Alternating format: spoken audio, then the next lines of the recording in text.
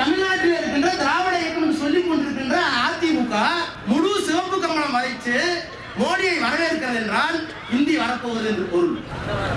நம்மை சுரண்டுவதற்கு அனுமதிக்க போகிறார்கள் என்று பொருள். அமித்ஷாவும் மோடியும் அவர்களுக்கு என்ன, தமிழ்நாடு பிரிஞ்சு எனக்கு தமிழ்நாட்டுக்கு நான் கால் விடுவோம், நேரடியாக வர முடியாது, எங்களுக்கு நல்ல அடிமைகள் தேவை.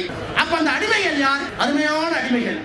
எடப்பாடியும் அவருடைய கூட்டமும். எந்த பணமும் வரமாட்டேங்குது டெல்லியில இருந்து. இப்படி ஒரு டெல்லியில இருந்து வராம ஒரு முதலமைச்சருக்கு இருந்தால் அந்த முதலமைச்சர் நேரம் முடங்கி போய் எனக்கு ஆட்சியே வேணாம், மக்கள் கெட்ட பேரு, என்னை விட்டு ஓடி இருப்பாங்க. இவ்வளவு தூரம் மோடிக்கு அப்படியே வர்றாரு, நடுறாரு, எல்லாம் பண்றாரு அப்படின்னு சொல்ற மோடி அரசாங்கத்துடைய வளர்ச்சி எவ்வளவு தெரியுமா? 8.5. ஆனால் மோடியிடமிருந்து எந்த பணத்தையும் பெற்றுக் கொள்ளாமல் தமிழ்நாட்டுடைய வளர்ச்சி 11.5.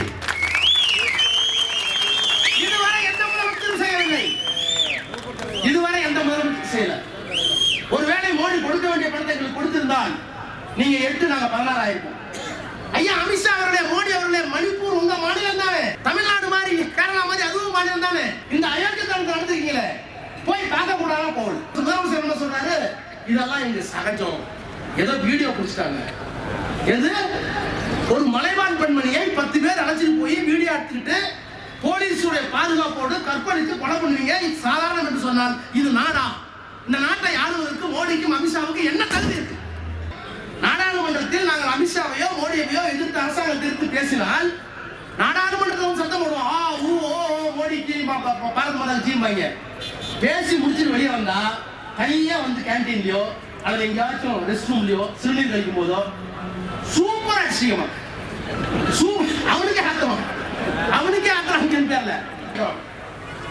அமித்ஷா போலயோ மணிப்பூர் உங்க நாடு தானே ஐயா, அமித்ஷா அவர்களே, மோடி அவர்களே, மணிப்பூர் உங்க மாநிலம் தானே, தமிழ்நாடு மாதிரி கேரளா மாதிரி அதுவும் மாநிலம் தானே, இந்த அயோக்கியத்தனத்தை நடந்துருக்கீங்களே, போய் பார்க்க கூடாதா போகல. ஏறத்தாழ ஓராண்டு காலம் போல இப்பதான் போற. அந்த கவர்னர் முதலமைச்சர் என்ன சொல்றாரு? இதெல்லாம் இங்க சகஜம், ஏதோ வீடியோ பிடிச்சிட்டாங்க. எது?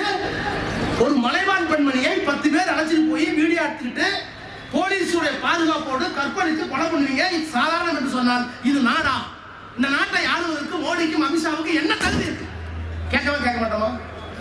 அப்படிப்பட்ட ஒரு நிலைமை தமிழ்நாட்டுக்கு வந்து விட்டால் என்ன செய்வது? அதுதான் ஓரணியில் தமிழ்நாடு. அதுக்குதான் ஓரணியில் தமிழ்நாடு. மாநில சுயாட்சி இல்ல, மதசார்பின்மை இல்ல, எங்களுக்கு வர வேண்டிய எந்த திட்டமும் வரல. ஒரு திட்டமுமே இல்லாம கிறிஸ்தவர் நம்புவார்கள், அப்ப இந்த முஸ்லிம்கள் நம்புவார்கள், இந்துக்கள் நம்புவார்கள், எல்லா மதங்களையும் நாங்கள் மதிக்கிறோம். ஆனா நாங்களே நம்பாத ஒண்ணு தெரியுமா? எந்த பணமும் வரமாட்டேங்குது டெல்லியில இருந்து.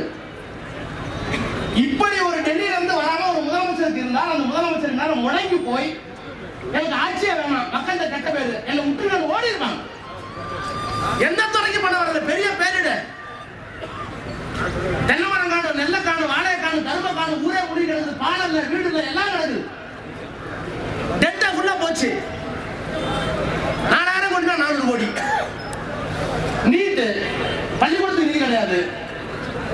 ஆனா என்ன தெரியுமா அதிசயம்? இவ்வளவு தூரம் மோடிக்கு அப்படியே வர்றாரு, நடுறாரு, எல்லாம் பண்றாரு அப்படின்னு சொல்ற மோடி அரசாங்கத்துடைய வளர்ச்சி எவ்வளவு தெரியுமா? 8.5. 8.5. ஆனால் மோடியிடமிருந்து எந்த பணத்தையும் பெற்றுக் கொள்ளாமல் தமிழ்நாட்டுடைய வளர்ச்சி 11.5. இதுவரை எந்த முதலமைச்சரும் செய்யவில்லை. இதுவரை எந்த முதலமைச்சரும் செய்யல. ஒருவேளை மோடி கொடுக்க வேண்டிய பணத்தை எங்களுக்கு கொடுத்திருந்தால் நீங்க 8, நாங்க 16 ஆயிருப்போம். நாங்க 16 ஆயிருப்போம். கேட்ட என்ன சொல்றாங்க? திமுக பிரிவினைவாதி, ராஜா பிரிவினைவாதி. நாங்களா பிரிக்கிறோம்? எங்களை பிரிச்சு நீ விடுற.